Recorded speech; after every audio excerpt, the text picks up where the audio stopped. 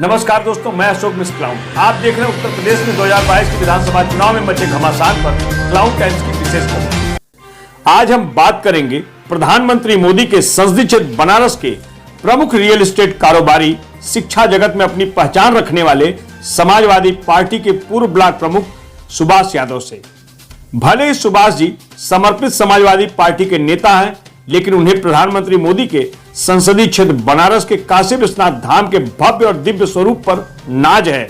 उन्हें smart city Banaras में विकास भी दिख रहा है और आने वाले विधानसभा चुनाव में सपा और भाजपा की सीधी टक्कर भी नजर आ रही है। आइए सीधे बात करते हैं जेएमएस ग्रुप के मैनेजिंग डायरेक्टर सुभाष यादव से। इस वक्त हमारे साथ हैं जेएमएस ग्रुप के मैनेजिंग डायरेक्टर सुभाष यादव। आइए जानते हैं उत्तर प्रदेश में होने वाले विधानसभा चुनाव में अयोध्या में राम मंदिर का निर्माण, काशी विश्वनाथ धाम के भव्य और दिव्य मंदिर का लोकार्पण भाजपा के लिए कितना फायदेमंद साबित होने वाला है। नमस्कार, मैं सुभाष यादव, जेएमएस ग्रुप का एमडी।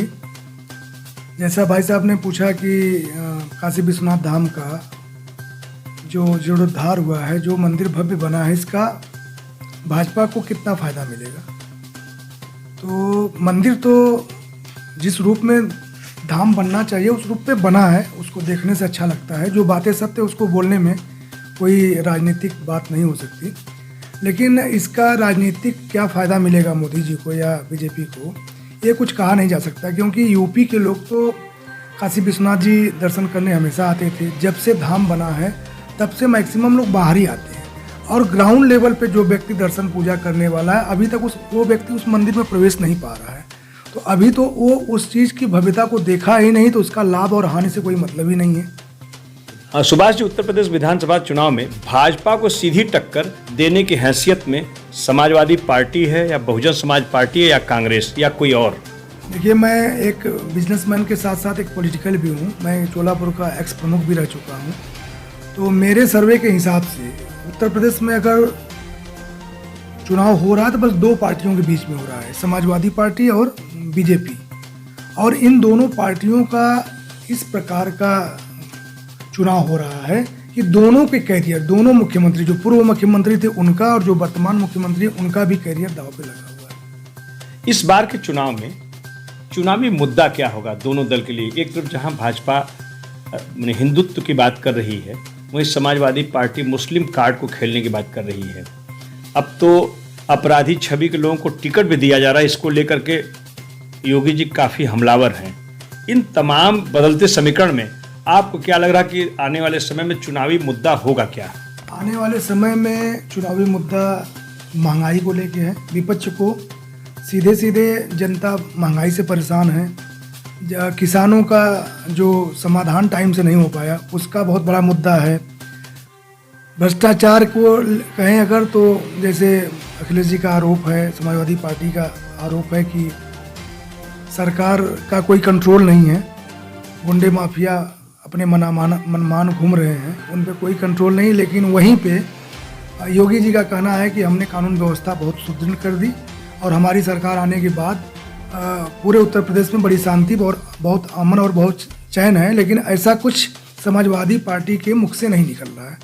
तो ये दोनों ही मुद्दे बहुत जटिल हैं। समाजवादी पार्टी ने जो उठाया है और जनता उसको भुक्तभोगी भी है उसकी, क्योंकि महंगाई आप भी जानते हैं, हम भी जानते हैं और सारे लोग जान रहे हैं। तो मिला जुला के जो भी मुद्दे हैं, अब एक दूसरे को काटने के लिए वो पर्याप्त हैं। योगी जी के पास और बीजेपी के पास तो धर्म की राजनीति जो चल रही है या मुस्लिम हिंदू चल रहा है, वो तो चल ही रहा है स्टार्टिंग से ही। कोरोना कह के तीसरी लहर का खतरा तेजी से बढ़ रहा है, इसका शिक्षा जगत पर कितना असर पड़ने वाला है? कोरोना युग चल रहा है, तीसरी लहर भी चल रही है, परेशानियां तो हैं विश्वव्यापी, लेकिन हमारे ये समझ में नहीं आता है कि ये सारी परेशानियां कोरोना की स्कूल को ही लेके क्यों रहती है, शिक्षा जगत पे ही क्यों रहती हैं। क्योंकि आप देखेंगे होटल खुले हुए हैं, रेस्टोरेंट खुले हुए हैं, मॉल खुले हुए हैं, मार्केट खुली हुई है। जब सब कुछ खुला हुआ है तो स्कूलों को खोलने से कोविड कैसे फैलेगा, यही मेरे समझ में नहीं आता है कि ये सरकार की क्या स्ट्रेटजी है, सरकार क्या चाहती है, स्कूलों को लेके क्या चाहती है। क्योंकि शिक्षा से ही देश का विकास होना है, शिक्षा पे ही सारे रोक लगे हुए हैं। जो शिक्षित हैं बेचारे, जो टीचर हैं, वो बेरोजगारी की मार झेलते झेलते त्रस्त हो चुके हैं। बच्चों की शिक्षा से इतना ज़्यादा दुराव हो चुका है कि उनके ज्ञान जो जो उनके पास ज्ञान था वो भी धीरे धीरे धूमिल हो गया है।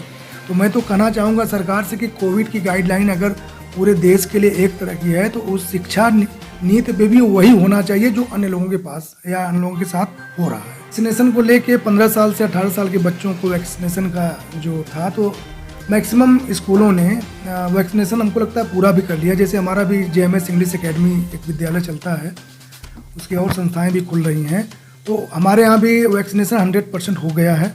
जो भी सरकार की गाइडलाइन आ रही है बच्चों को लेके वो शिक्षा जगत के लोग पूरा कर रहे हैं, लेकिन सरकार का भी एक उद्देश्य होना चाहिए शिक्षा जगत को लेके, एक मैनेजमेंट को लेके कि वो अपने खर्चे को, अपनी व्यवस्थाओं को कैसे मैनेज करेंगे। सुभाष जी, कोरोना कहर के खतरे को देखते हुए चुनाव आयोग ने सीधे प्रचार पर, जनसभाओं पर अभी तक रोक लगाई है।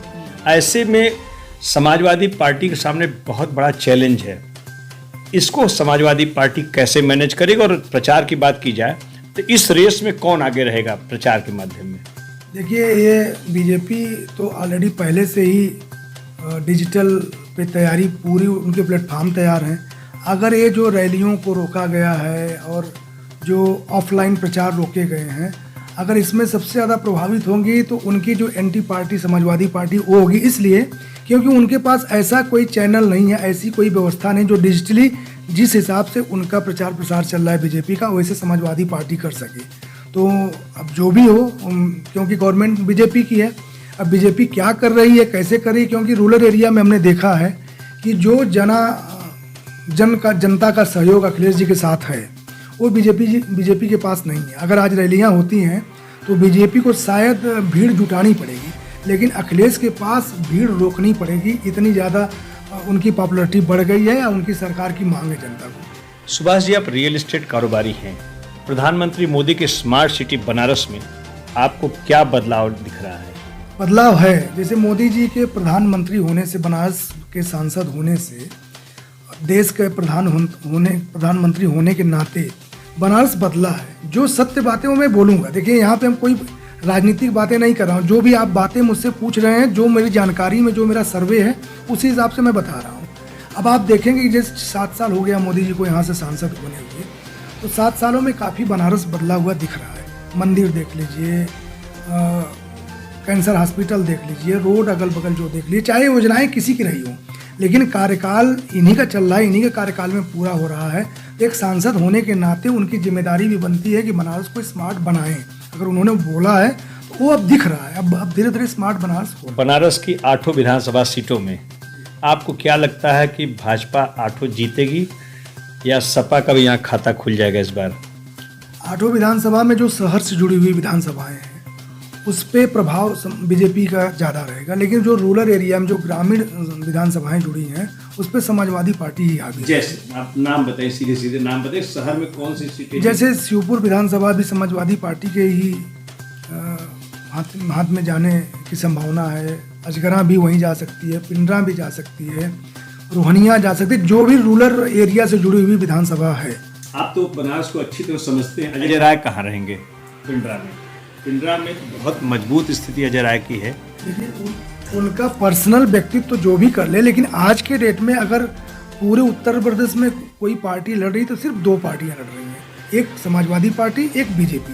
बाकी पर्सनल व्यक्तित्व के ऊपर कैंडिडेट भले से चुनाव निकाल ले, वो अपनी बात है। क्योंकि हाँ, अजय राय जी की बात है तो वो सच में पिंडरा विधानसभा में उनका पर्सनल व्यवहार इतना ज़्यादा हावी है कि उनसे जनता काफ़ी जुड़ी हुई है। क्लाउन टाइम्स से बातचीत करने के लिए आपका बहुत बहुत धन्यवाद। थैंक यू, धन्यवाद। क्लाउन टाइम्स की खबरों को आगे भी देखने के लिए हमारे YouTube चैनल को लाइक करें, सब्सक्राइब करें, बेल आइकन को प्रेस जरूर करें। क्लाउन टाइम्स की खबरों को Facebook पेज पर देखने के लिए पेज को लाइक जरूर करें।